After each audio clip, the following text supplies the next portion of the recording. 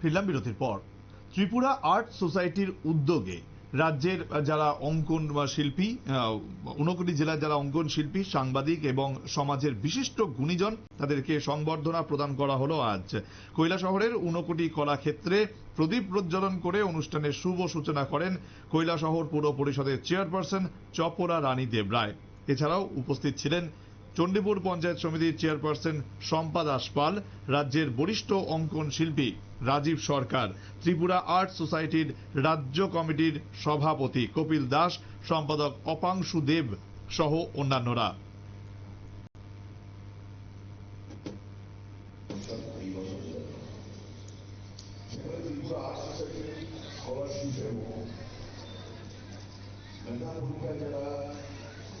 ভালো রেজাল্ট করেছে এবং কিছুদিন আগে মাস শেষে অনেক অনুষ্ঠান হয়ে গেছিল সেই কৈলাসহর মহকুমায় তার পুরস্কার এবং সোসাইটির তরফ থেকে পুরস্কার দেওয়া হবে।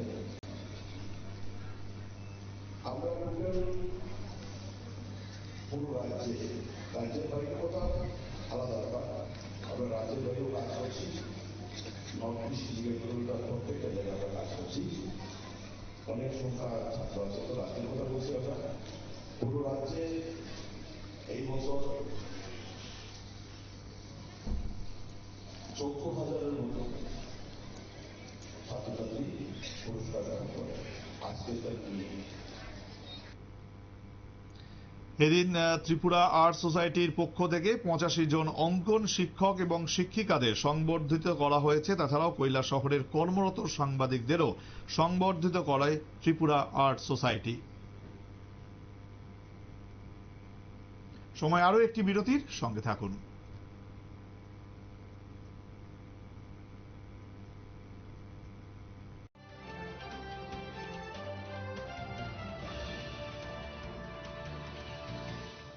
শহর হোক বা রাজ্য, দেশ হোক বা বিদেশ, এমনকি বিনোদন এবং খেলার জগতে সারাদিনে ঘটে যাওয়া খবরে আলোচনা সমালোচনা সেরা